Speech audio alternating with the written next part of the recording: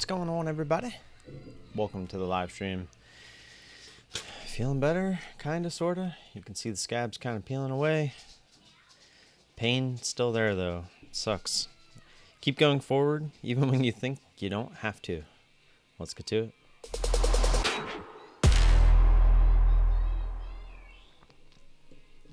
Alrighty. Thomas, what's going on, man? How you doing this morning? Looks like not as many people in here this morning. I am running a little bit late. Got about a minute and 15 seconds here till the bell. Yeah, just had some stuff to do this morning. The oldest is actually over my mother's at the moment.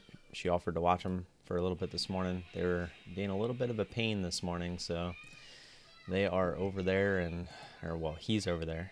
Yeah, we still have the youngest. But good luck to everybody today. Kim, good morning. Marketing, good morning.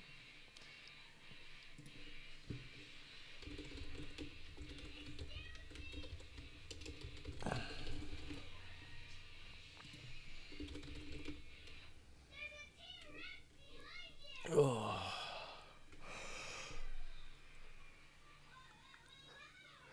Excuse me.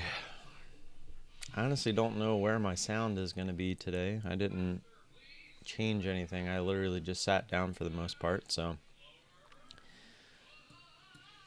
probably just going to be using our ears.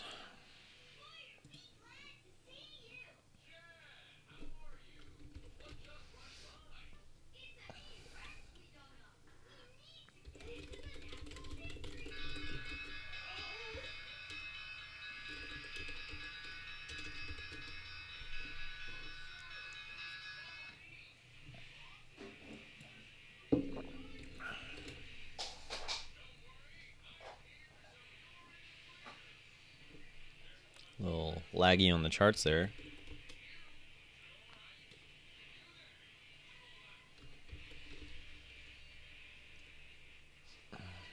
Shin, good morning.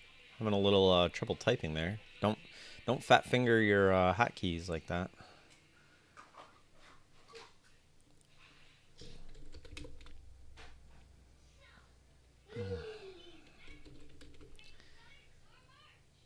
I was looking into when the pain should go away for shingles, and a lot of people, in their experience, the pain lasts well past like the blisters and everything. That's the worst part. The blisters never really hurt. They just kind of itched and burned for, like I guess a week. But that's gone. But this pain has been here since the beginning. It has progressively got worse, and now it isn't as bad as it was over the weekend, last weekend, but it's still there. Like it's like a, people talk about having like passive income. That's kind of what I'm thinking of. It's like passive pain. It's just there, and it won't go away.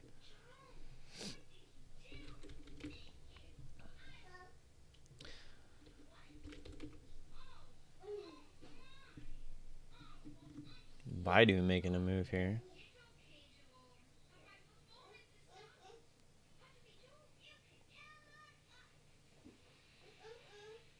The spread's actually not horrible, but that thing shot right back down.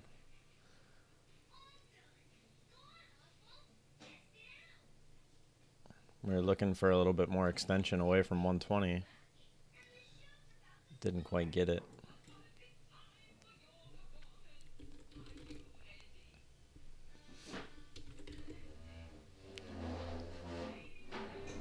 Sign looks nice. Looks like it could be nice, but we don't have any shares there anyway. Mark, we don't have shares. That's been popping up quite a bit this past couple weeks. AVID, looking like it could set up nice here, but we don't have any shares. Or we don't have much volume is what I meant to say. We have shares. I don't have too much volume. See, the SPY actually ended up gapping down just a little bit. Kind of all over the place at the close yesterday.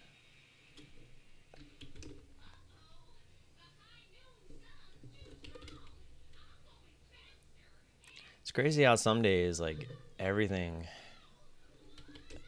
is like right at the bell, and then you have days like today where not too much going on.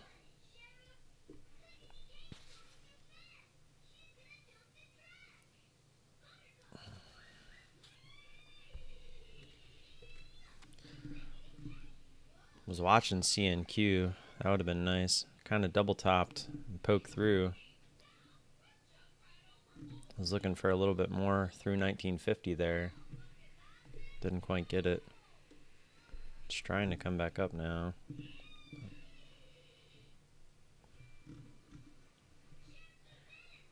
I don't know if I really trust the volume here on AVID. We'll probably move on.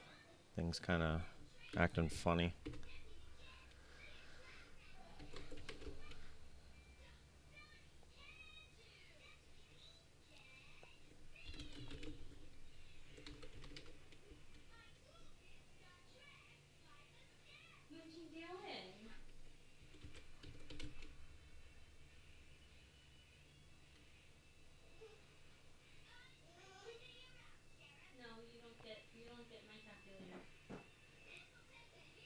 CNQ is trying to get up there towards 1950.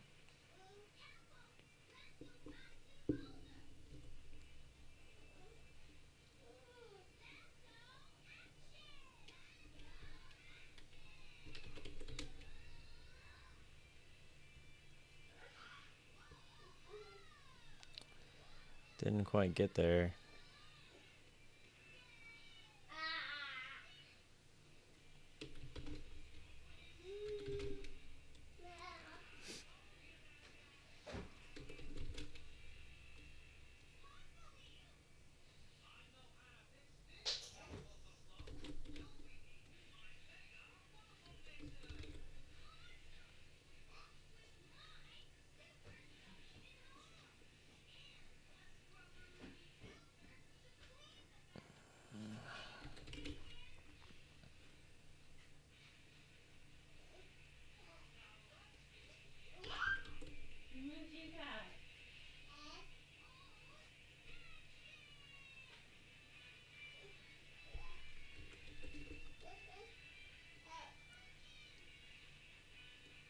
Zine would have been a good one, ZYNE. Through 550 would have been better, but that was a pretty nice move it made there. 10% move.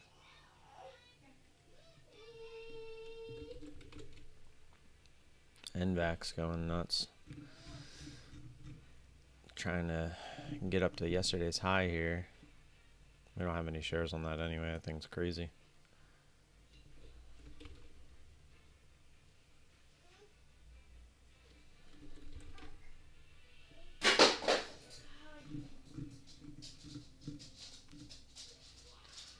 Talk about no volume.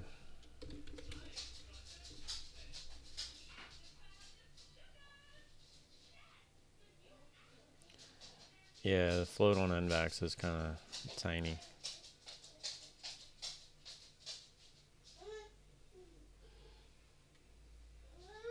And this penny stock. The spread is a $3 or 3-cent spread here.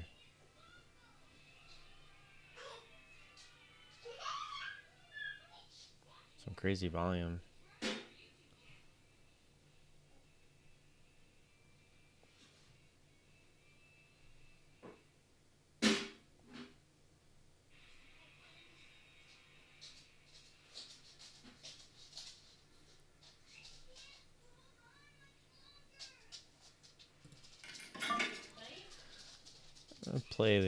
Play around here on MNLO. It'll be smaller size.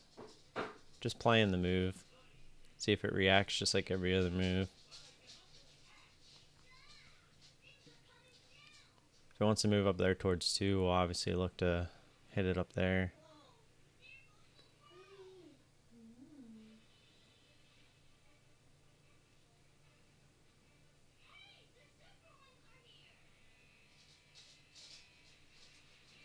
What did we get? 189.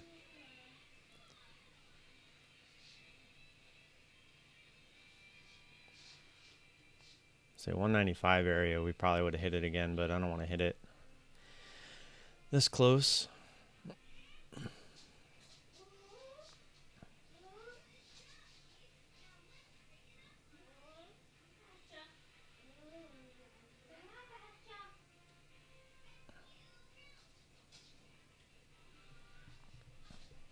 I think CNQ would have been a really nice one.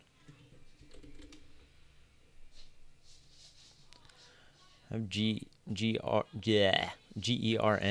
up as well. We played this one yesterday.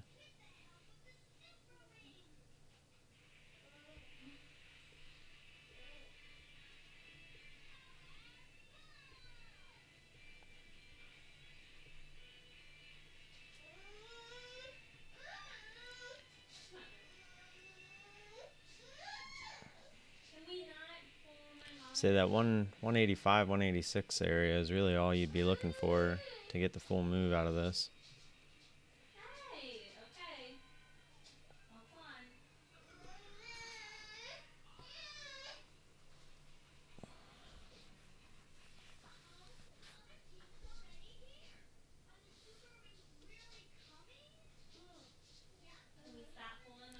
What's going on this morning? I feel like it's kind of slow.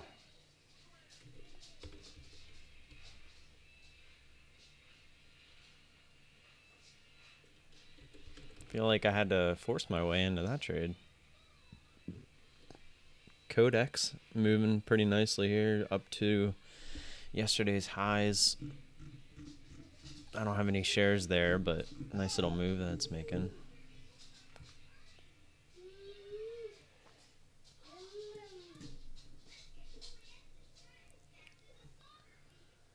So I guess we'll put an order out here at 184.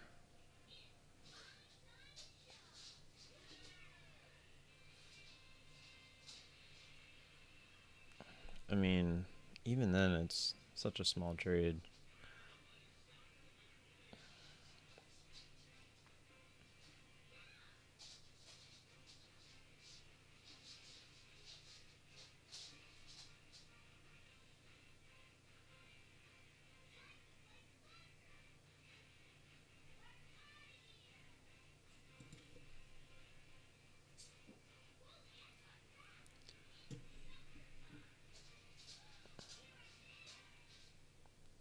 Put it at 183.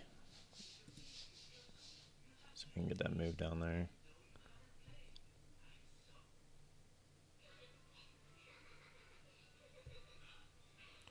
Should have looked the ad right there when it kept going.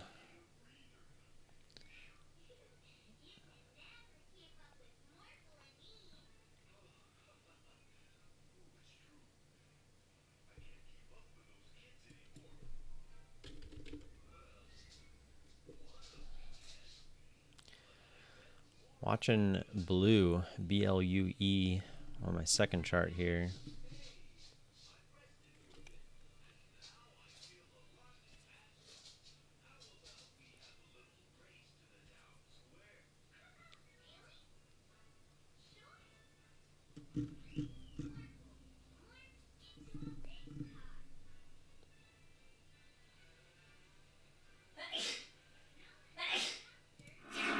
Just gonna put the stop in at high of day.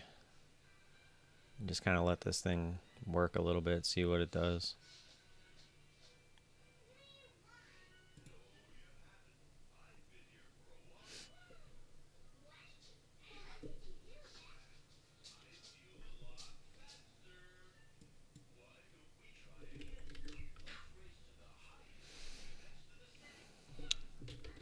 Not too sure. Blue's a little bit lower on the volume, but it looks like it has potential. The spread is not that great.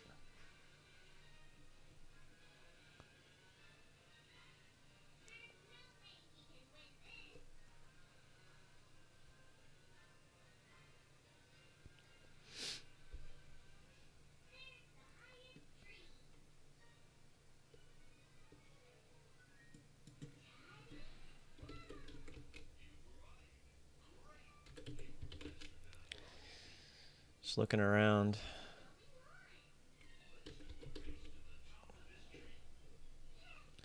NPTN actually looks like a decent chart coming up to some resistance at 8. Be nice to see it work through 8.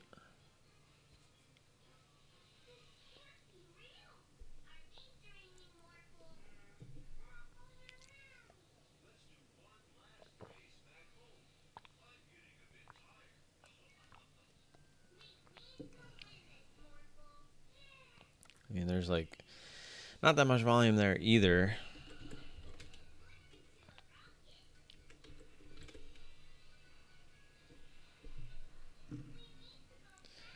AVID, again, not much volume.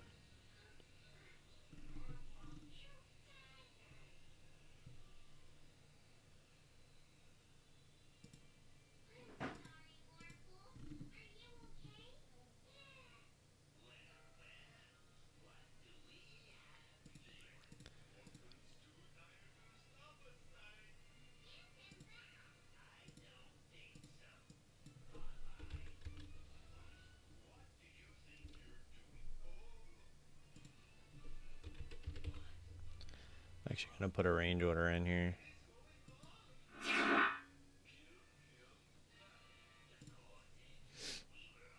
Kind of give us 1-to-1 from the current price for the most part. Actually, it's exactly 1-to-1 from the current price. So it would benefit us a little bit more because our average is at 89. So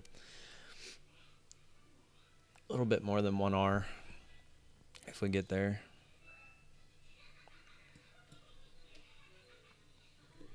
There is, I am having trouble finding anything. Here we go. TME actually looks decent. The chart looks decent.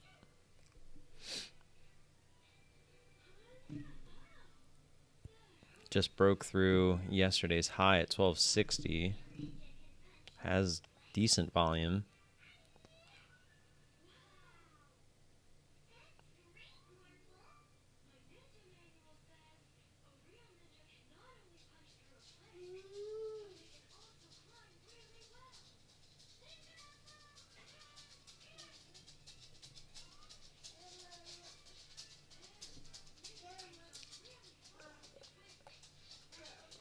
Just attempted to push through 75, but it was literally a split second.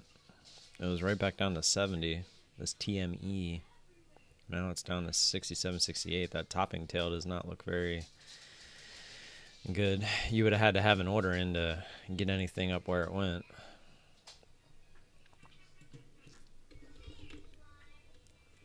BILI, Billy. Old Faithful. This thing trying to make a move.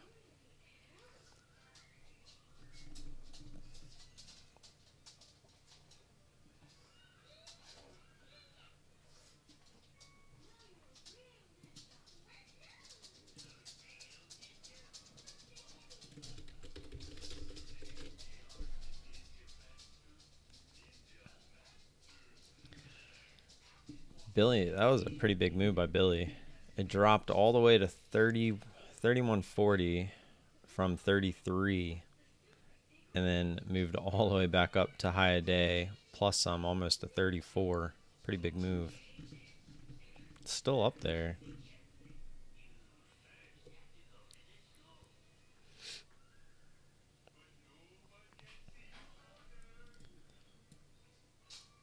We need our MNLO here to test this 185 again, right? That seems to be the base, so we need to get it back down there. It does not appear to be showing, there it goes. I say it doesn't appear to be showing any kind of strength to the upside, so if we get that flush down to 181, that's why we put the order out there. We're at 182.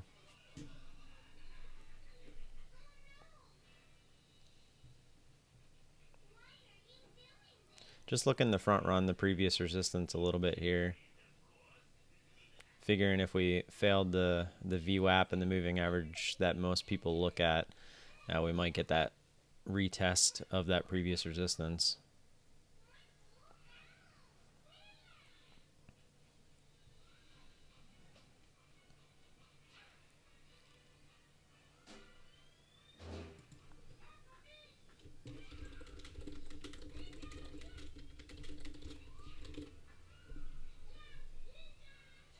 Now, in a normal trade, I definitely would have taken some profits probably in here.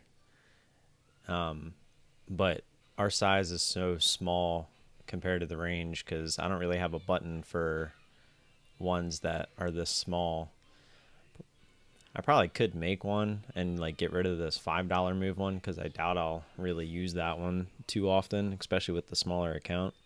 So maybe we'll look into that because it's more likely that we'd play something like this versus something that's, you know, moving 5 points at a time.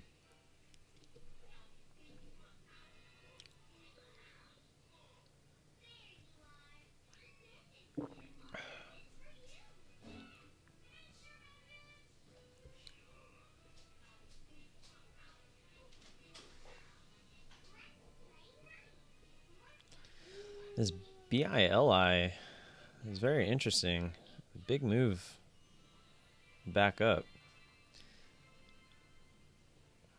Very extended from where it was. It's kind of one of those crazy moves. But it's at a double top, and I don't play double tops. Done with them. That's why I'm sitting here watching it to see if it wants to keep going. Just need 2 more cents up here on MNLO on the bid. We were down to 182 over here, so we just need to come down a little bit further.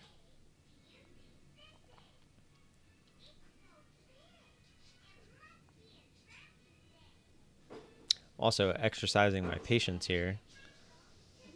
Attempting to. And we got 182 on the bid. If we can get through that, I can only assume we'll get the 181. Or the 180 test, I should say. See some big shares sitting there at 180, not 181. So if we can get through 182, I would only assume we'll hit 180, which should give us our fill at 181.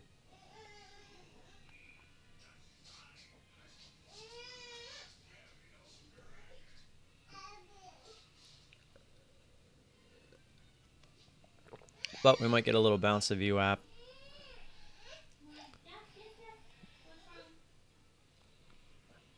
Billy is just consolidating here at this 30 like right under 34 area, 33.60 to 33.80 area.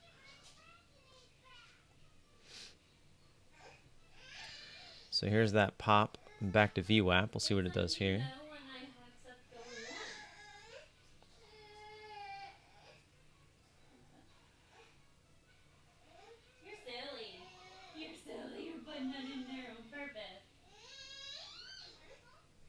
I will move my stop down to break even too, because I mean that would be part of my plan anyway. So if it does want to pop up there and hit us through VWAP like that, then we'll just take the break even trade.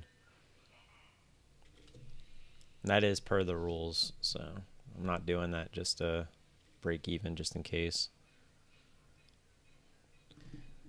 Billy is starting to look a little DT-ish.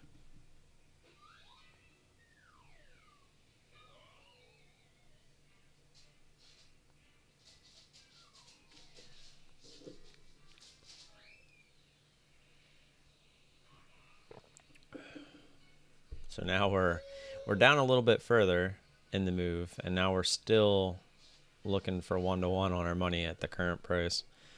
It's always frustrating to get that close to your take profit, but again, it's a little easier for us to exercise our patience on this one, like I had said earlier, because it's a smaller trade.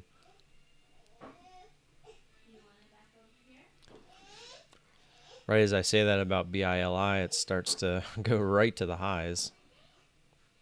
Here we're back to 182 up here on MNLO, and we are at the highs on BILI. Went right to 34.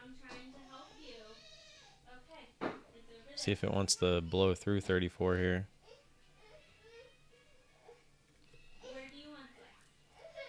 Because then it would be blowing through yesterday's high. Yesterday's high was sitting right at like 34.10 area.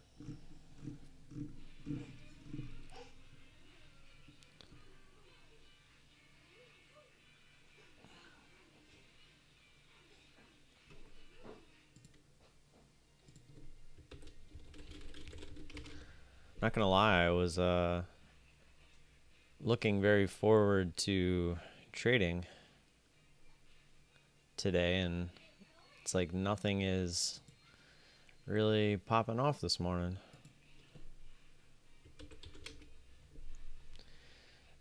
Jeff, what happened with blue?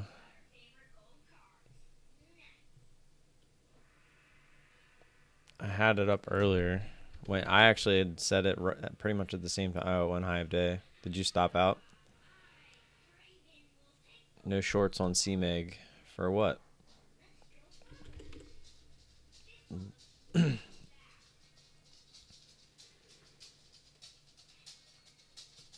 Trying to get this one final push down here on MNLO.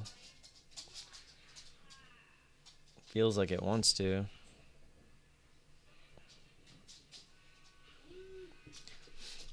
Although now technically we could almost argue we have a new pivot here at 186.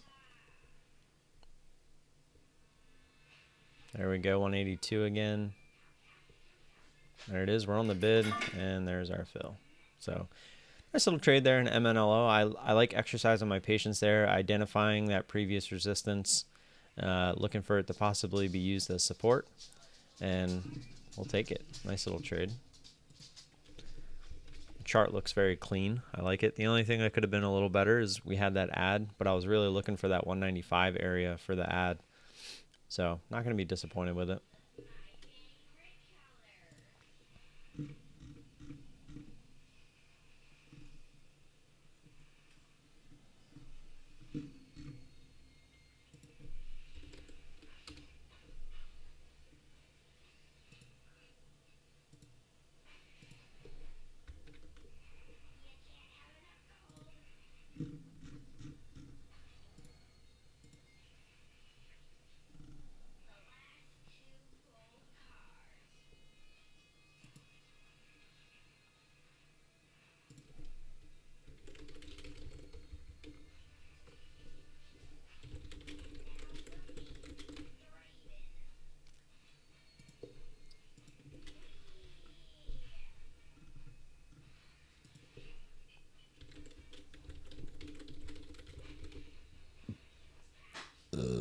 Excuse me.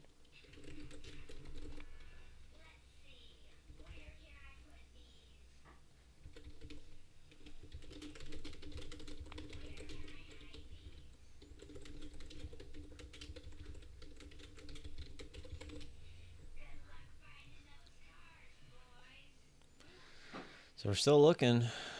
No seeing. I guess let's go over to BILI and let you see what I've been looking at.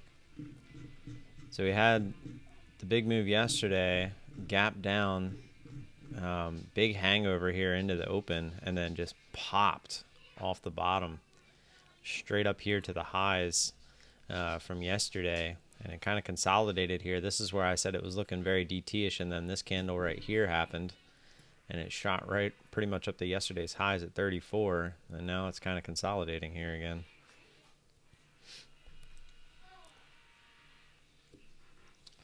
NVAX, ACB. Yeah, I knew we didn't have ACB as well. NVAX we actually had when the move first started, but I guess so many people have shorted it. And again, pretty much on all brokers, you're going to have that kind of issue where you can run out of shorts. But yeah, NVAX is getting crushed.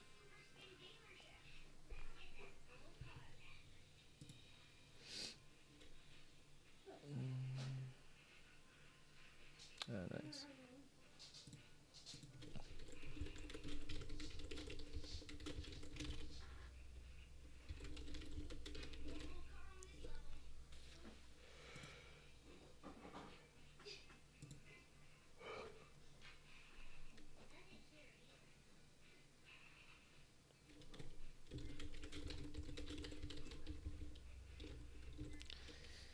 Here goes Billy.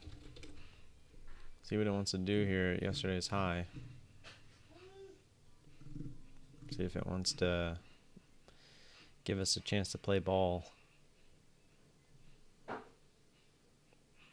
Love to see this up through 34.50. A nice big move.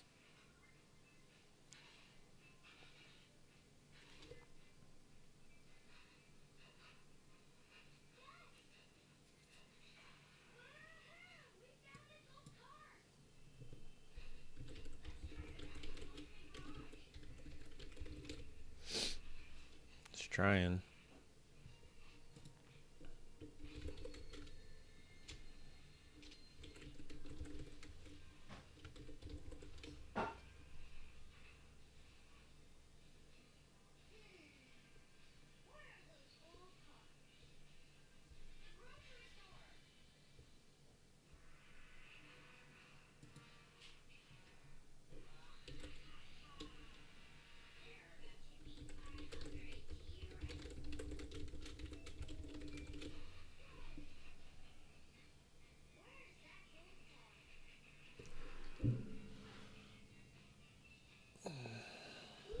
Didn't get my shower this morning. Woke up to screaming kids and taking one over to my mother's. I'm actually wearing the same shirt. I was actually dealing with mulch yesterday. You can see it on my fingernails, all the black. Fun times.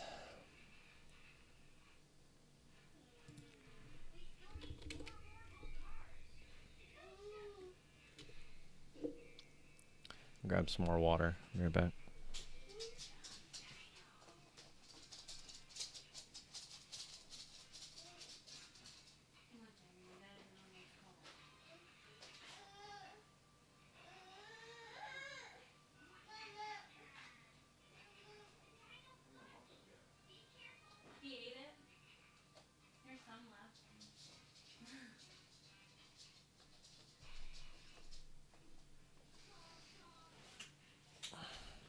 Almost tried 50. This thing is grinding. Very interesting move. Gap down and then it's like them cars that kids have where you pull them back, pull them back, pull them back, pull them back, pull them back, and then when you let go, that's what this reminds me of. It's so funny. I would never think of that analogy if I didn't have kids and actually play with those cars all the time. That kind of hurt. I don't know about any of you, but I have a serious problem with picking scabs. Something I've done my entire life. Come on, give us a real move.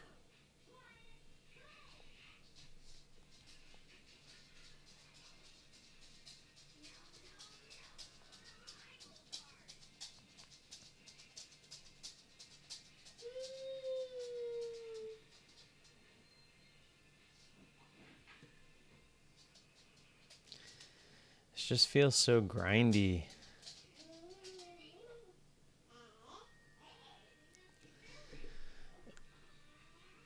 I don't know.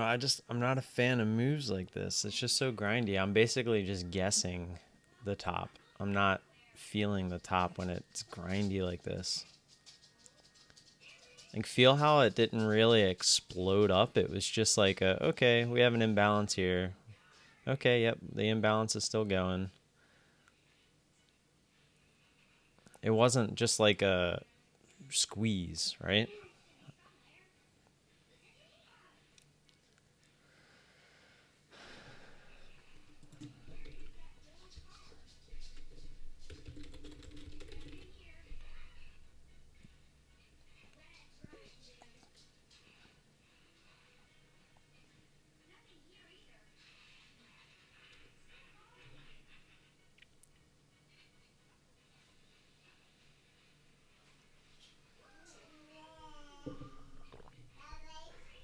And this is kind of what I mean. You get that quick pullback, sure.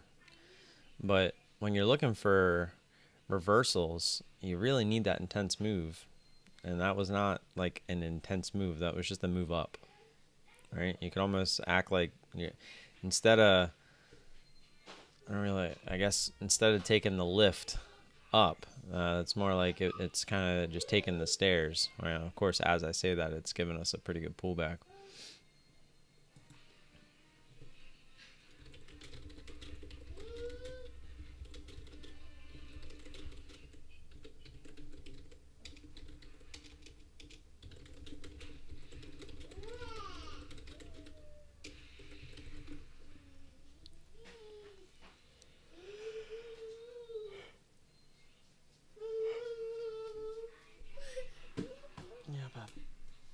throw.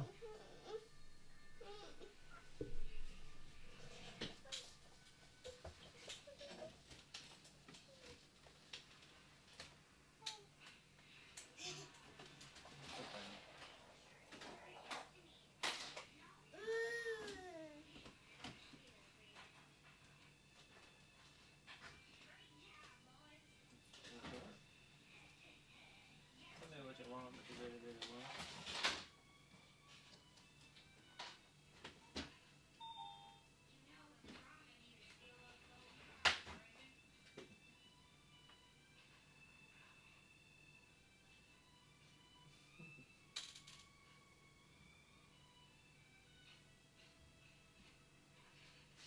What do you want, though?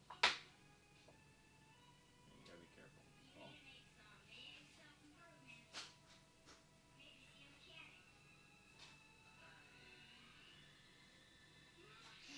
What do you want? Come on, pick something. Daddy's gonna put you down.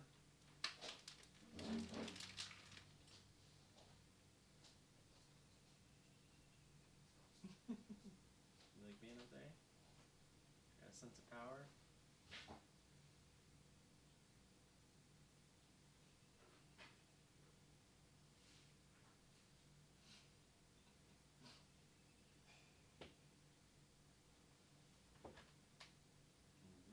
Getting a little wobbly.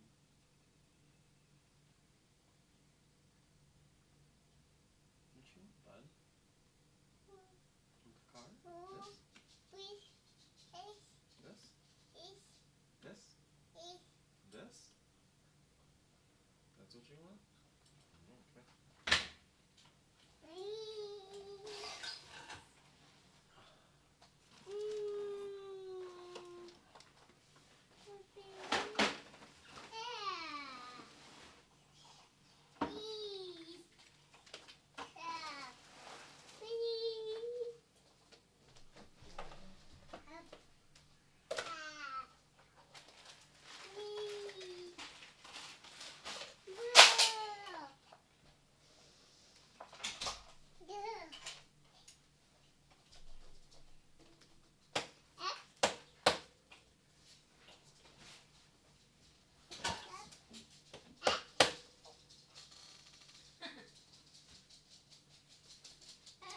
Did you open one of these and not put it back? Were you talking to me or him? Yeah. Oh, well, the last time you got it out and you just let them play with it, he mixed like 4 colors. Wow. I mean, it's hard to explain to him that.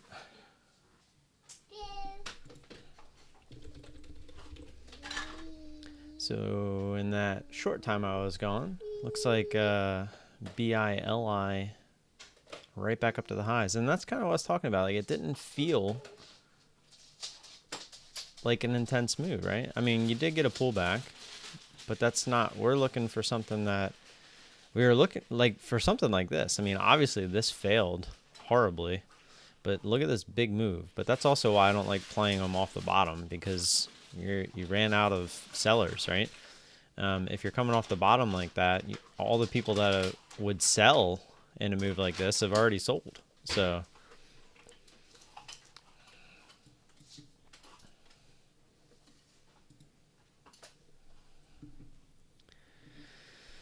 let's see how Brian did here today.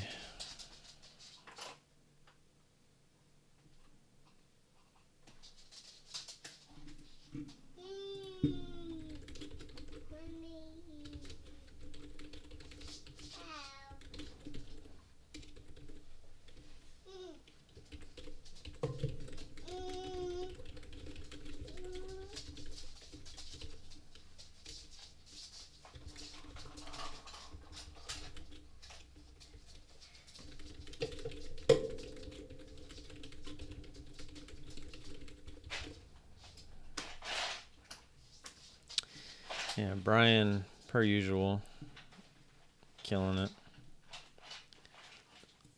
As Billy's going higher, here's a couple of Brian's charts. ACB played it as a hangover, absolutely killed that. Same here with SRNE.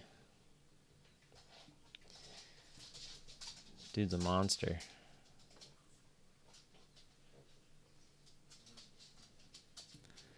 He is just like me. Everything's right off the scanners. He'll sit down, he'll look at the bear scan watch list for those hangover type plays, and then right at the bell, he's just watching the plus I3 scan. That's it. It's that simple. He doesn't do anything special. The only thing he does that's special is he uses the scanners. That's about it.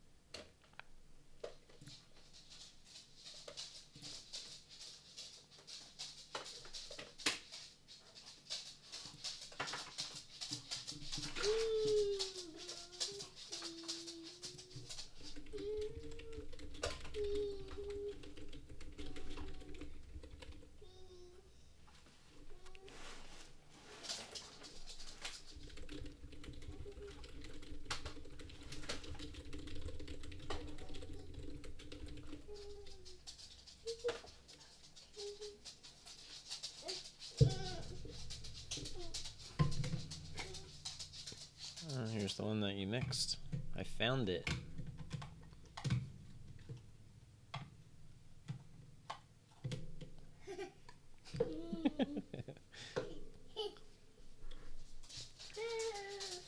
You know, marketing, I wish I could say yes. I mean, he does have losing trades, but if he shows you a losing trade, you'll be like, yeah, yep, I get it. Like it's trades like if he were to get into this and then it consolidates, he cuts it at high of day, like as it goes high.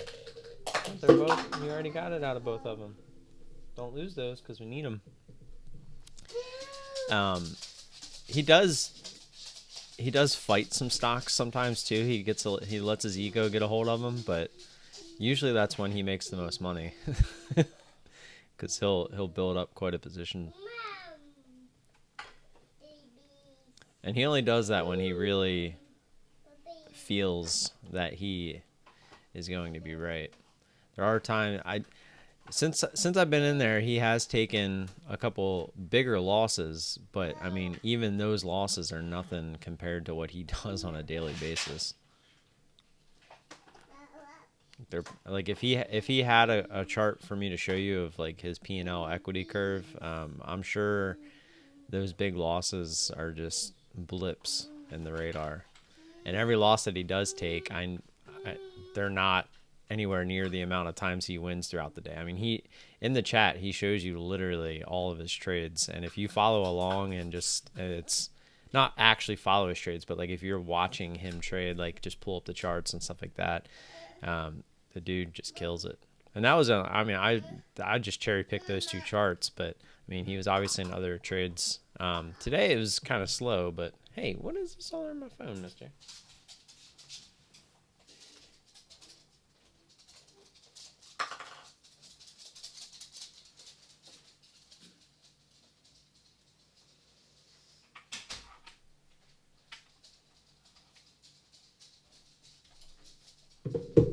Don't lose these.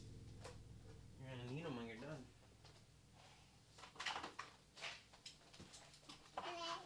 Or when we tell you you're done.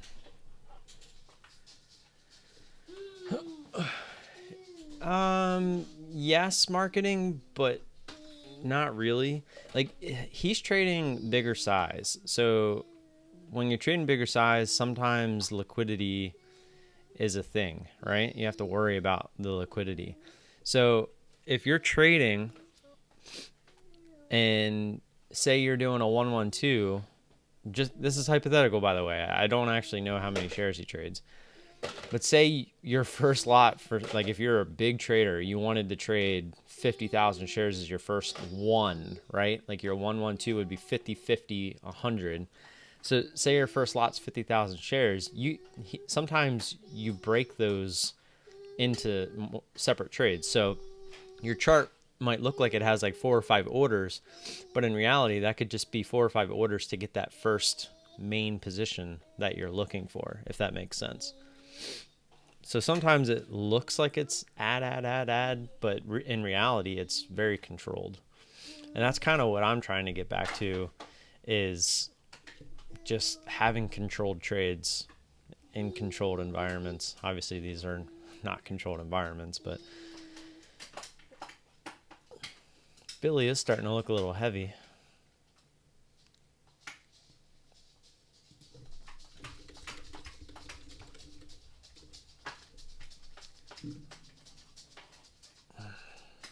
My ear is starting to hurt.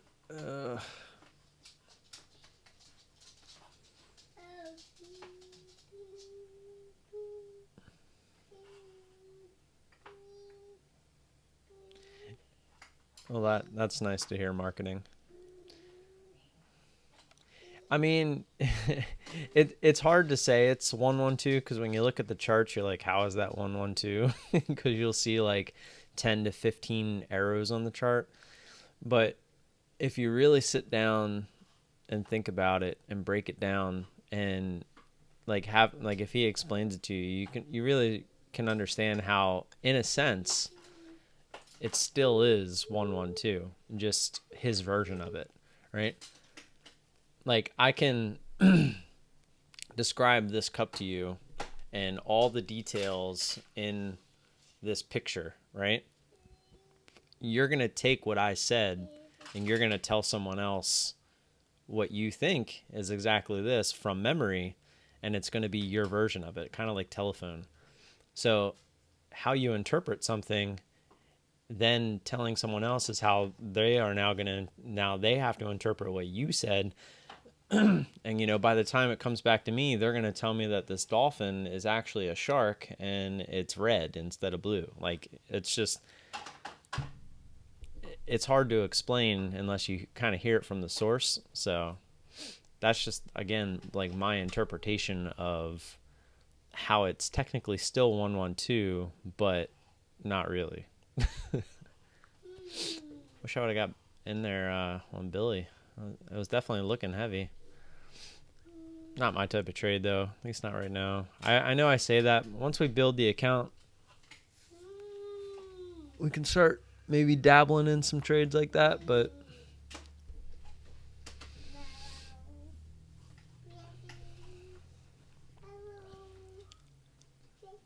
pretty slow morning. Not gonna lie.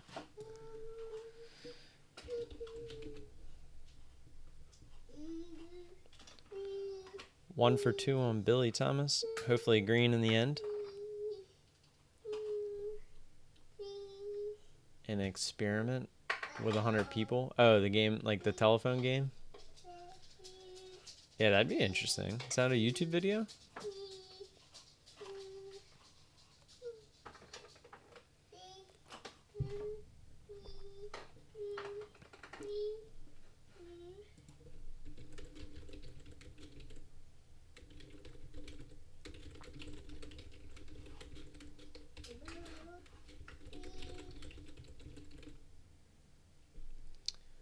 That's pretty cool.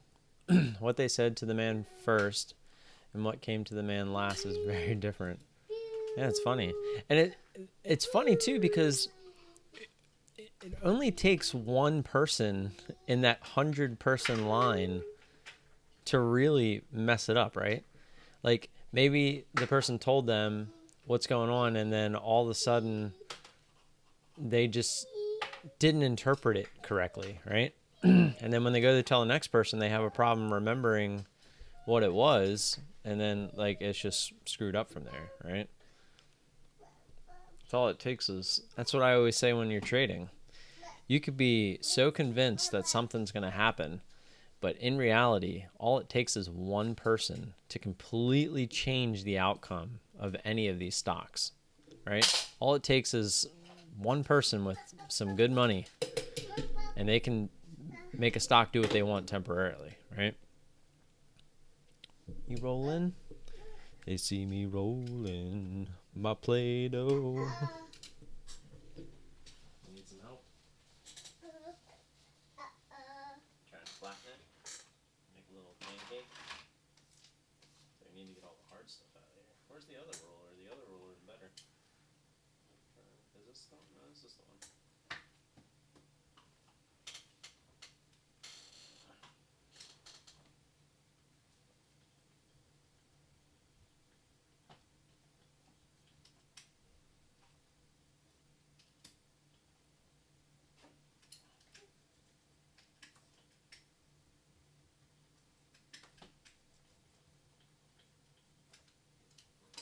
Okay. Then we'll cut it.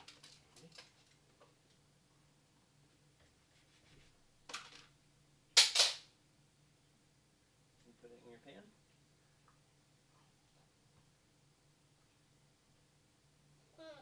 This one too?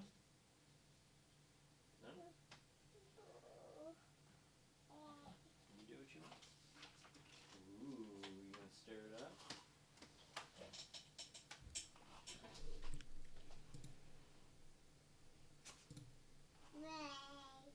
Yay.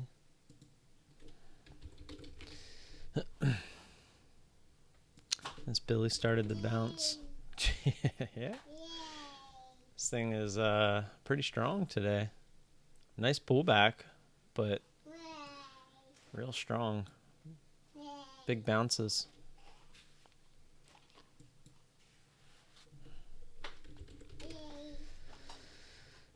Codex with a decent move up there to yesterday's highs, 1940. This is one, when it made this move here, I was saying I liked it, but I don't have any shares on this anyway.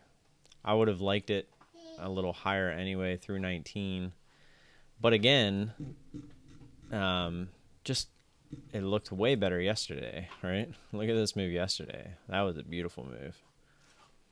I remember seeing that yesterday, but we don't have any shares. Excuse me. Oh, Thomas, I just saw that, man. I'm sorry. Yeah, that, like I said, that Billy, it was an interesting one. It's kind of a grinder. It never really gave us that intense move, and I think we pulled it up after this move, which I guess for a good reason, right? It was on the scanner. But we never really got that squeeze. Let's see if we get it here at 35. It's really pumped back up there.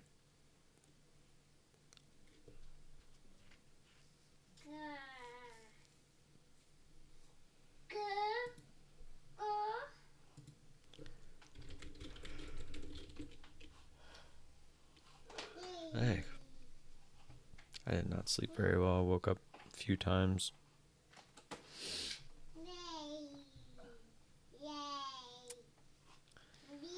But as of right now, we'll see what Billy does here at high of day. It's starting to look like it might just be that one trade today. It's funny because last night I was going through my trades and I was like, man, I've been having a lot of one trade days. I was like, I need to fix that. I literally told myself today, I was like, don't over trade, but let's get like 3, 4, 5 trades today. Today was definitely a test of my discipline because, I mean, then again, not really, because there was just really nothing that even looked remotely good to trade. I would say this is the only thing that I was tempted to trade on this move here through yesterday's high, but we were really looking for that push and we just never got it. Like we wanted one of these bars, one of these 2 bars, but we wanted it here and we just never got it.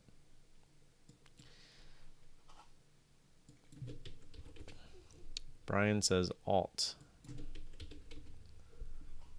Oh yeah, low floater probably. It didn't come up on my scanner, so it means it's under 20 mil.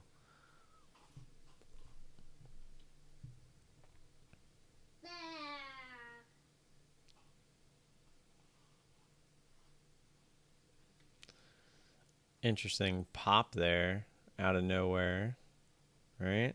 Little pump action going on. Kind of stagnant sideways. Get some people holding it up here. Get in there. Alert it. Hey, alt's going to the moon. Boom. Temporarily to the moon. Get that big 5 break. Big topping top wick from all the people selling into that push. And the odds are this will come right back down towards 470.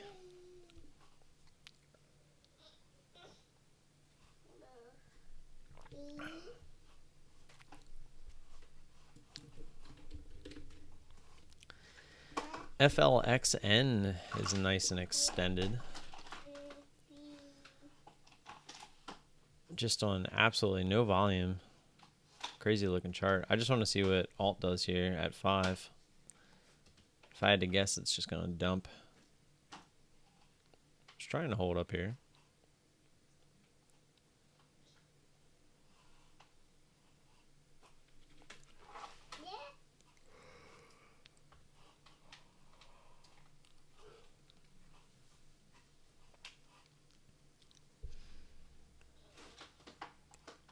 Probably the most exciting thing I've seen all day, all morning.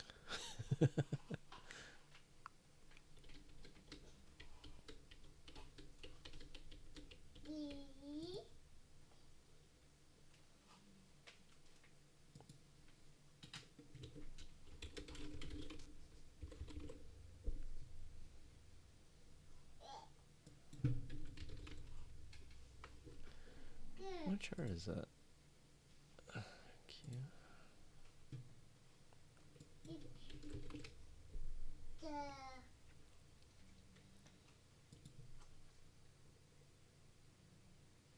Oh, he's talking about Billy. You're the one. You traded Q. Did you? I can't even see it. Oh, yeah, I see it now. Over here.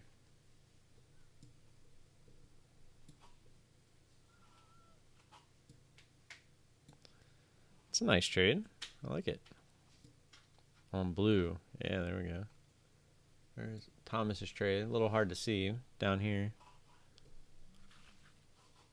Winner, winner, chicken dinner.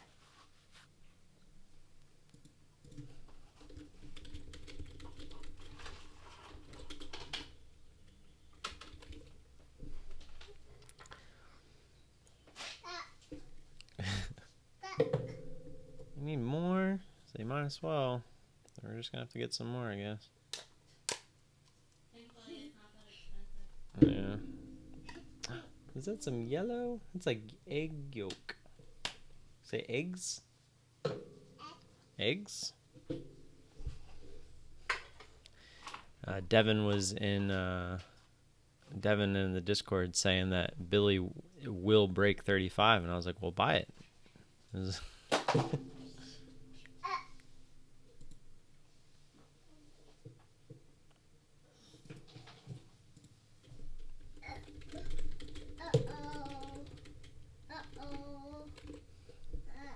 Uh-oh, whoa, this one is full of Play-Doh, so no wonder we had an extra one.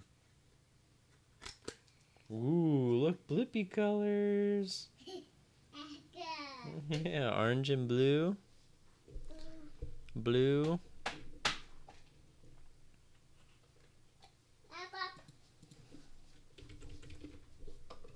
Ooh, you gonna stack them? Help. Help. Ooh, green. Green.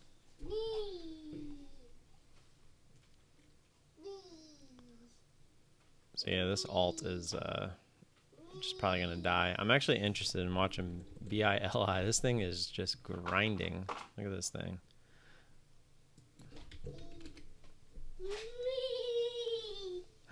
Gonna stack it up. Green. Good job.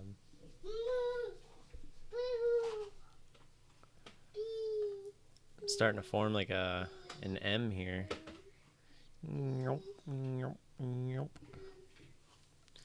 MRKR. Did I miss that on the scanner? MRKR. What about it? Kind of looks like alt. Looks like people got bored that nothing was moving, so they're moving it themselves. MHLD. Same thing. DVAX. I think we had shorts on DVAX, didn't we? Yeah, I was looking at the other scanner, the minus I3 scan.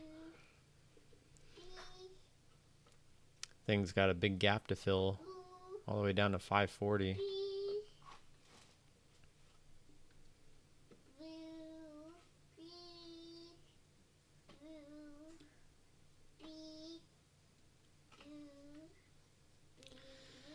Imagine this thing trying to, oh, I can't. 564 is as low as it can go as of right now.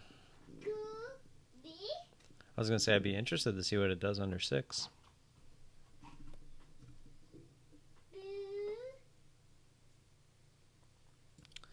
Here's Brian on Codex, CODX.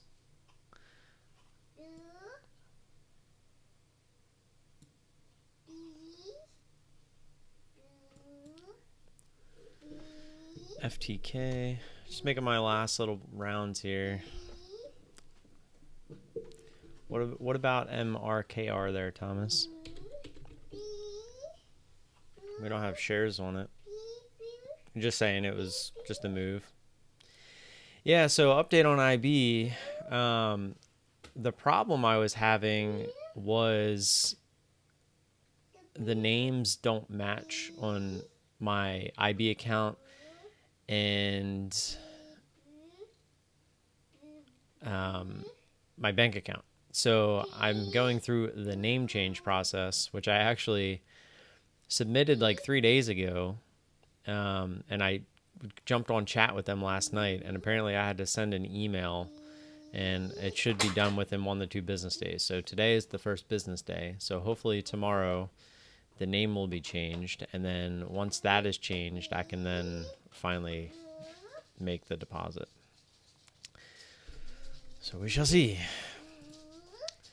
Kim took short DVAX, made my $50 for the day. Nice. Yeah, I was just looking at that. It was definitely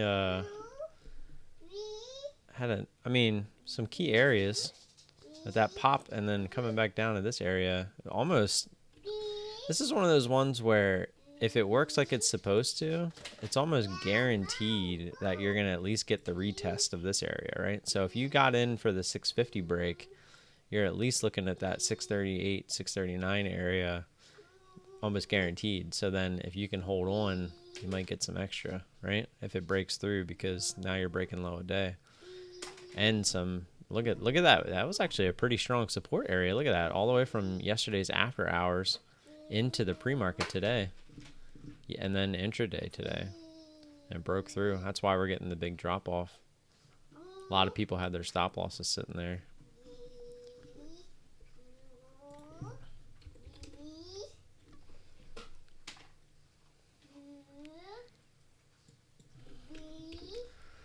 Just not seeing anything. Alt actually ended up going back over 5. Probably just a little bit of sloppy seconds here. Take one last little look at what's going on. VBIV. Not really doing anything special. You like that, Kim? I used to trade very technical. I used to only trade technical type stuff, so support and resistance were like my jam. I love trading support and resistance, and I'll probably get back to taking some support resistance trades. I like the idea for building an account, just the strategy I'm using, because I feel like you're just right more often, so it's a little bit easier to build the account.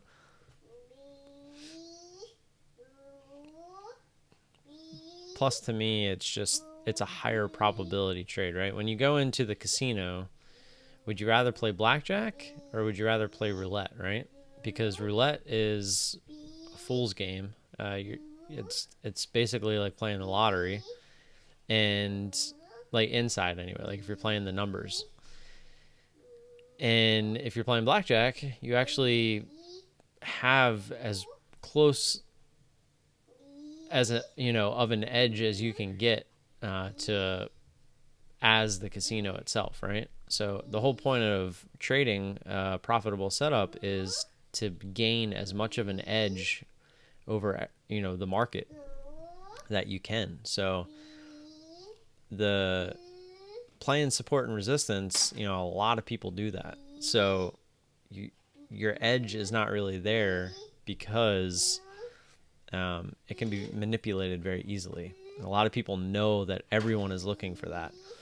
But human emotions, on the other hand, it's pretty hard to manipulate that. So when you get those big, fast, intense moves, you're always going to have the people selling it, as it makes the move. You're always going to have the people shorting it because they feel it's extended.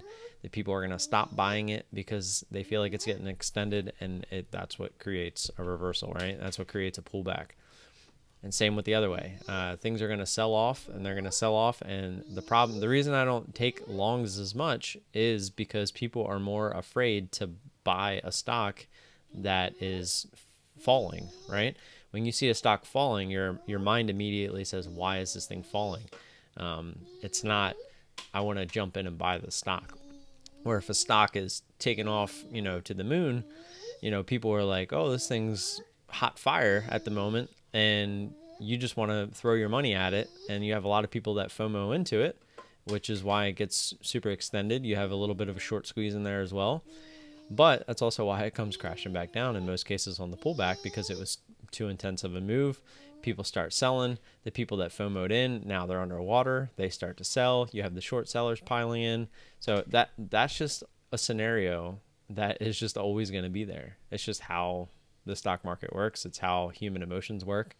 And like I said, the support and resistance, it'll always be there, and it does work out a lot, but it can be very, very easily manipulated. Like, a lot of people have their stop losses here underneath this line, but a lot of people are going short right under that line, right? Because it's confirmation that that support has now broke. So a lot of times you'll see people come down there and they'll hit that. So all the stop orders, all the people getting short can get filled by one big person, right? They purposely drive the price to that area, and how many times you see it, it'll wick through, it'll get bought right back up, and then this thing will just climb the rest of the day, right? You see it all the time. So that's kind of why I started getting away from support and resistance, but there are a lot of good trades out there based off support and resistance that are nice. The key, as you start to trade more and more and more, is to try to get in before that. Like, you see it setting up. And just, this isn't a great example, but since we have DVAX up, you see the move here. It has a high, comes down, pops back up. It makes a lower high, comes down. It tries to make a higher low, but then as you can see, it ends up making another lower high and starts to go lower. So getting in right around that area is the trade, right? And you can even risk a small risk right off the top of that candle, because if it breaks that, then this indeed was a higher low, and it's probably going to try to continue back up towards that other pivot right here. So it's a small risk, but look, it could be a very big reward. So the key is to try to find those areas to get in before those key levels, right? That's where the advancement of, becoming a little bit more of, I guess, what would be considered a professional trader comes into play, and actually recognizing those things in real time. That's the key. And that's actually this is kind of what Devin does now. And he does it very well. Like, he finds these areas where, say it's a big move down, he doesn't care that he missed this big move down. He sees it start to consolidate, can't go higher, so he gets in for this break, knowing, not necessarily with this support sitting here as well, but he just gets in for that break knowing that it's most likely going to happen because this thing failed to move higher. People aren't buying it right now. So it's definitely something I've been paying attention to, and possibly something I might try to start trading in the near future. But like I said, I'm trying to master my one strategy first before we start moving on. And I feel like I'm I'm there, right? We're getting there. I mean, our one trade today on mRNA, was it mRNA? MNLO, sorry. Now you can see we actually exercised some pretty good patience today. We actually almost bottom ticked this thing. It got down to 180. We had our fill at 181. So it was a little bit easier because we didn't have big share size. It would have been nice to get an ad. Like I said, we were looking for 195 here for the ad. But pretty much every time we play one of our moves, you almost always get that test of the previous resistance. And that previous resistance was 180.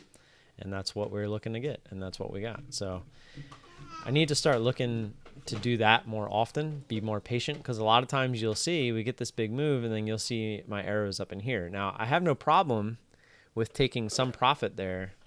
Like if you're scaling out of a trade, right? So say you get your first position, you could scale out maybe half and then look, at least look for that previous resistance for the rest of the position. So I think I am going to get out of here. There's nothing going on. I appreciate y'all stopping by. 50, 100. What do you mean? Sorry. Let me catch up. Holy crap. I didn't even realize you guys were talking to me. Usually I'm talking to myself. Yeah, I don't intuitively see how other traders are thinking, holding bags from previous days trading, etc. Well, again, the reason a lot of people hold bags is because they don't know how to trade.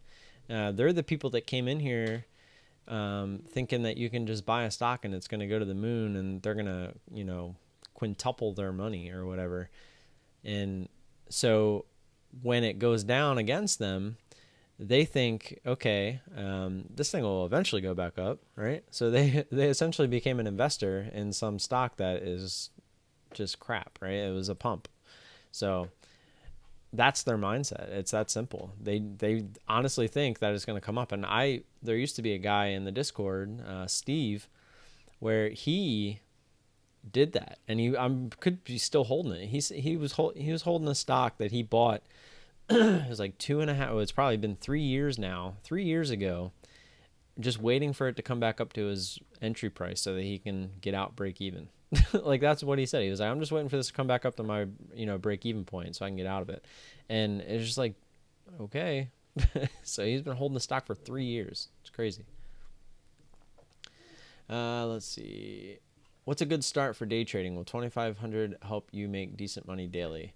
I do recommend that 2,500 is the minimum that you start with, just because if you're going to attempt to day trade, you need to be able to withstand the commissions and the fees that come along with it. So while you're first trading, when you first start, whoa, that's pretty cool. I like the blippy colors. Silly butt. But when you first start trading, the odds are you're going to lose as you're learning. So I always recommend, the first few months, just paper trade. Find a place that you can paper trade for. You could deposit, I think it's $50 into a TD Ameritrade account, and you can have their platform for free, and you can paper trade on there. Just something to kind of get into it, come up, figure out what strategy you want to use, all that good stuff. Like you can make money with $2,500. I will say that because I'm using a $3,000, it's a $4,000 account, but that's what I'm using. And I could be making way more than I am currently. But like I said, I was trading smaller size right now to really kind of get back into my strategy of the 112 and really hammer it down, make sure I'm confident. And then we're going to start moving up, which we are starting to do now. Oh, did Billy finally go? Oh, down to the downside. It did go through 35 though.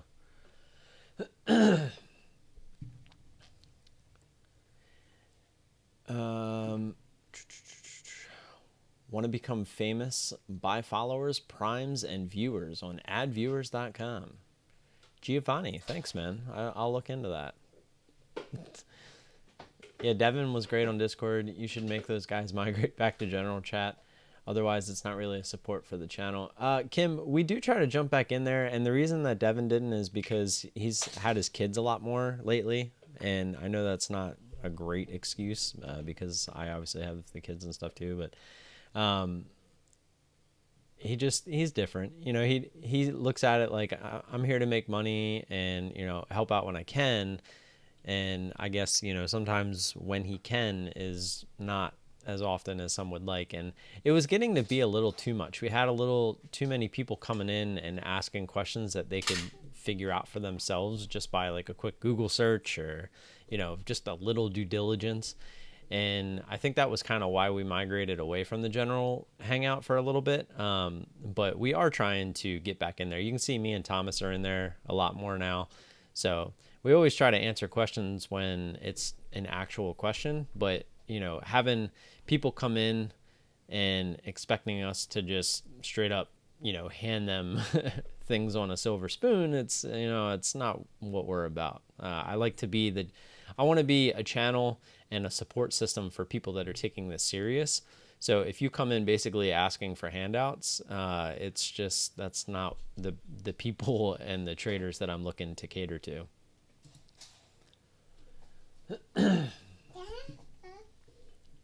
What was your first entry? 50 shares. Yeah. The first entry was 50. Like I said, that's the biggest button I have. As you can see, my share sizes for each button. Wow. Look at all those small pieces, the blippies.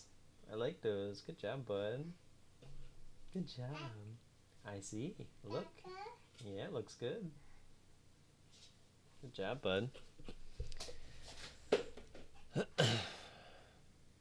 Yeah. So it would have been 50, 50, 100. I was looking for the add at 195 and then the two part of the 112 over 2 if we could get there. But obviously we didn't get there. We didn't even come close.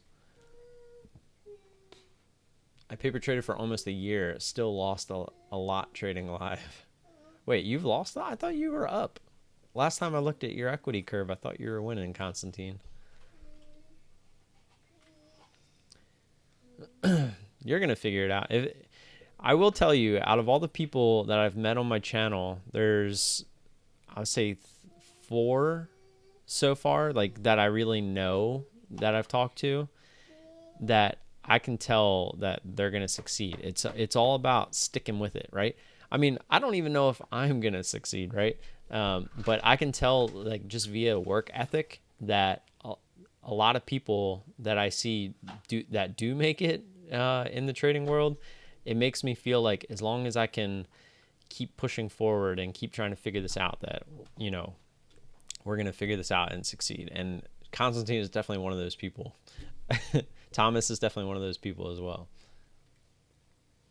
Yeah, exactly, Thomas. Do your homework first and then ask. If you have a question after you can't figure it out, then I have no problem helping out. Yeah, let me Google that for you. Exactly.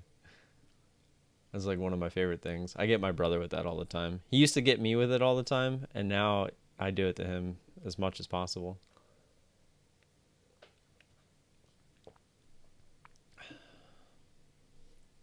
Vincenzo. Tim, I think you said many, many times for people to ask you anything, so people did. Yeah, I know. I did. You're right, Kim. I guess that's partially my fault. I can own up to that.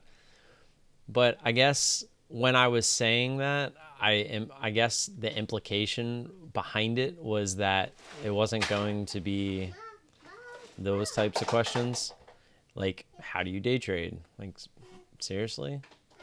Like, or like, asking me like what VWAP is and stuff like that. It's like those kind of questions. I get it. Like, I have no problem answering them on the stream. Feel free, ask away. But if you're going to come in the Discord and sit there and try to have a conversation, I feel like if you are taking the effort to do that, it would have taken you less effort to just Google it. And then if you have any questions about VWAP after you already know what it is, that's a different story. Like, if you come to me and say, how do you use VWAP to trade, or how is VWAP affecting price action, or, questions like that, those are the questions I guess I was thinking of, not like, what is VWAP? Like, I feel like that's such a simple question for you to answer yourself via a quick Google search, that I try not to be a dick about it, but it's like, come on. But I do see what you're saying. I did say, ask me anything. So I guess just the implications behind it were a little different than intended.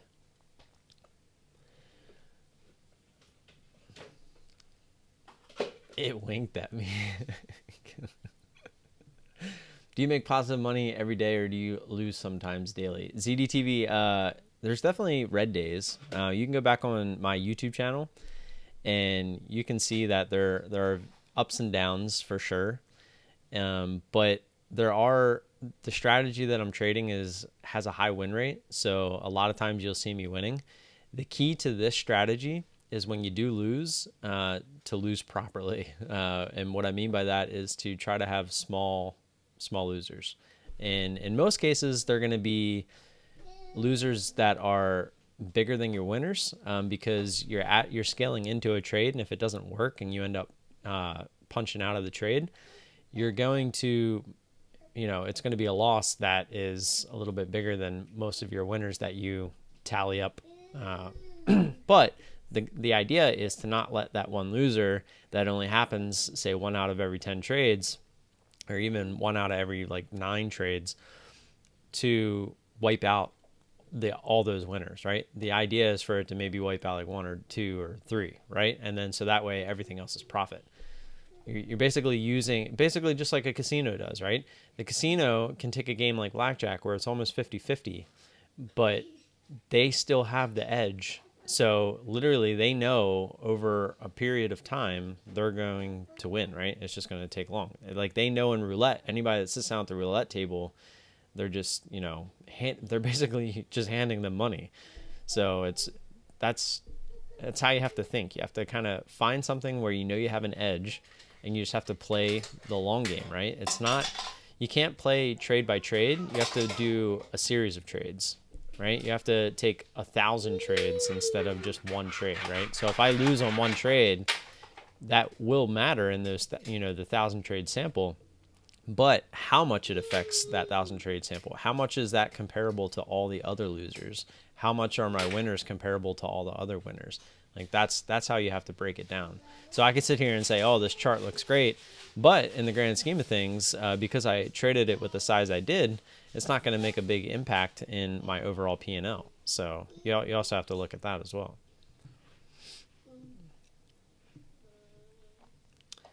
And the third ad, you need to get out right at the right time to minimize damage. Yeah, right, exactly. So as an example, I wish I had a better example, but I'm sure I could find one in my journal. Maybe it's something we can talk about on Friday night if you remind me. But say this kept running and we added at 195, and then it went through 2, and we got our last ad at, say, 202, and it broke down. It tried to come back through 2, kind of consolidates, and then, hold on. Let's try to put a little visualization in this.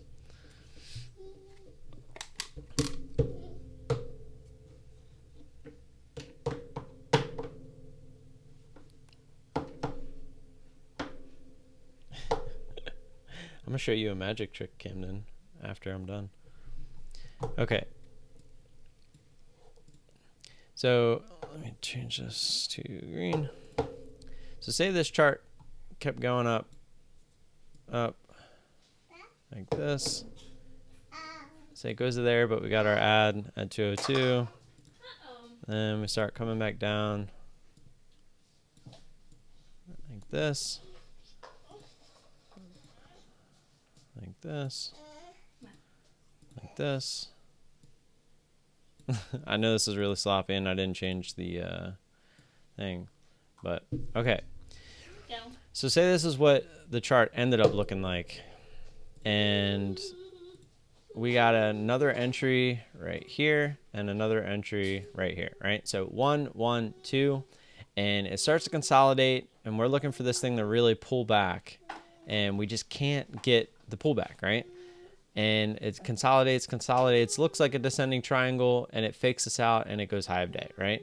So right here at high of day is where you would make your cut, right? But you have to be consistent with it, right? You have to be able to emotionally cut that, because I can't tell you how many times MTSI, LYV, those are the 2 big ones, but there's others where you make this trade, and as it consolidates and goes higher, you're like, man, VWAP is still like, you're like VWAP, it's going to start coming up a little bit, but it's going to be down here, right? The 8 EMA that I have on the chart at, in this instance, that's going to probably look something like this or whatever, whatever. But you're going to be like, man, it's going high of day, but it's still super extended. I'm going to stay in this trade. Well, guess what? Then it just starts doing the same thing over and over again, where it just consolidates and goes higher, consolidates, goes higher, consolidates, goes higher. And then by the time you realize it, you're 5, 6, 7, 8, 9, 10 times a normal loss that you would have taken if you would have just cut it way back here when you were supposed to, right? So if we go back and look at all my stats, I'm very profitable with the 112, and then I have 2 humongous losses on MTSI and LYV where I broke this rule. So it had nothing to do with the strategy. It was me, the trader, making an emotional decision and not following a system. So maybe put that into some context for you and show you what I'm talking about there. Hopefully that helped out.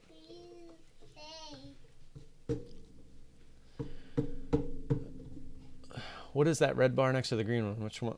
Which one?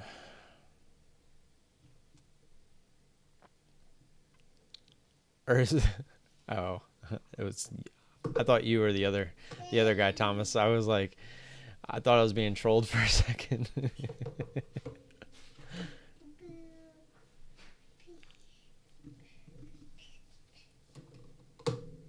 I'm still about break even on the account. I made a lot in March and lost it all in 2 months. Market conditions changed. Yeah, and that was the other thing. When I tried that new strategy, I think it was the exact wrong time to do it because the market was not very favorable. It was an interesting 2 months for a lot of people. Yes, I do know. I sent an example in Discord. Let me see what marketing sent us. I don't see anything in Discord.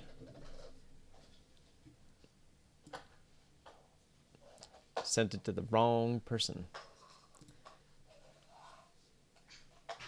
Let's see. Thomas is Billy today.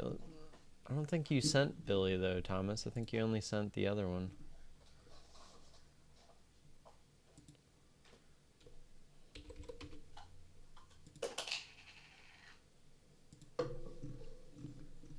Scroll up. Q. Oh, no, you did. Okay.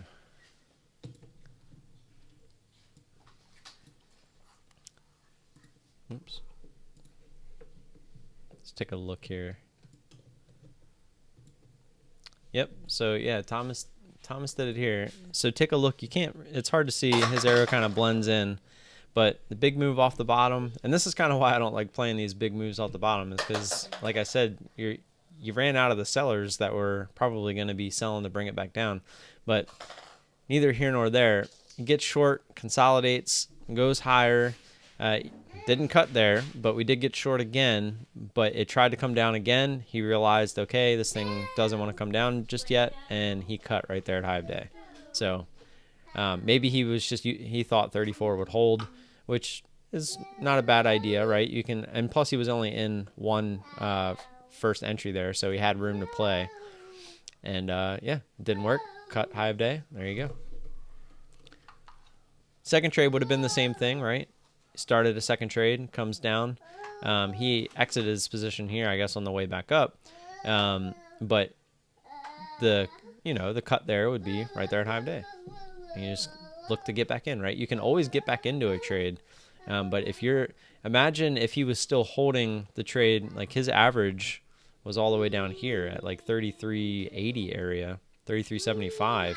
And this thing went all the way up here to 34.75. Imagine still holding the original position, but instead he cut it and he was able to get back in and get some of that money back, right? Instead of just trying to salvage a trade.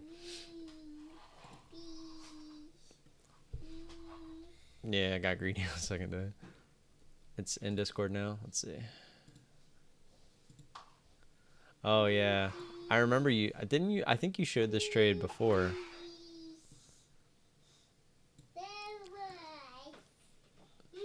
So your cut wasn't horrible on this one, but it should have been earlier.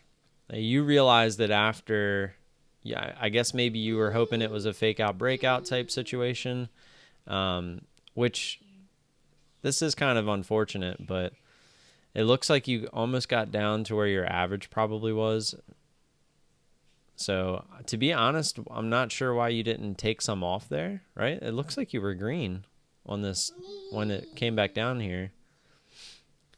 But when it bounced, yeah, you probably could have. Let me move this over a little bit. Oops. But yeah, when it bounced up like this, I mean, the strategy, the rule is to just cut it right there at high of day. And sometimes you're going to be wrong, and it's going to give you a little fake out breakout, and it's going to continue down, and it sucks. You can look to get back in on maybe like a descending triangle. You can look to get back in knowing that it looks like a fake out. There's lots of different things you can do, but staying in the trade, risking that it's going to do this, is a lot more dangerous. A lot more dangerous. If you just cut there every single time, you never have to worry about what's going to happen next, right? You don't have to worry if it's going to skyrocket straight to 42, because that's the thing. This could have made the move that it consolidated and made all in this candle, all in one shot, right? And then you're just a deer in headlights, right? What do you do then? But if you cut here and then it makes that move straight to 42, damn right, well, I'm probably jumping right back into that, because that's a huge intense move through previous resistance, right? You have to immediately ignore the trade that you just made and realize that there is new opportunity, right? So I don't hate your trade, but I do think that, I don't know, I'm assuming you were looking for, you agreed, I got you. So it wasn't that you were looking for it to be a fake out, you just didn't want it to lose. And that is a downfall to the 1-1-2 strategy, because it wins a lot playing the intense moves like this. So, and the only gripe I kind of have with your entry is, again, you know me at this point. Look at your previous resistance. You even have it drawn here, 39.85. I like it. We weren't that far away from it on that first entry, right? And again, another one of these ones where, you know, it made that move right off the bottom. So you have to be even a little bit more careful, because all those sellers that you're looking to bring the stock back down when you get short, they already left. I mean, look at the volume bar for the sellers. That one bar was higher than all of these bars. So all the people that were selling this stock, they already sold. So when it starts coming back up and you get the imbalance of buyers versus sellers, you can see that it happens with less volume. So always be careful with that as well. And you know me, I like looking for that nice extension, not just the big move from where it starts, but I love seeing the extension away from previous resistance, because the odds are it will come back down and try to retest it. In this case, this thing was strong and it said no. I'd love to know what this did the rest of the day. I would only assume it probably plateaued a little bit towards the top there. But okay, that was a half an hour longer than I was expecting to be here. I can definitely feel it in my jaw. I'm gonna get out of here. Hopefully that was helpful. I do not mind sticking around if that's the kind of talk we have. And I'm gonna get out of here. So like and subscribe, guys, if you haven't already. I always appreciate the support. If you have any additional questions or comments, feel free to jump in the Discord. The link is down in the description. And I will catch you guys tomorrow morning. Peace.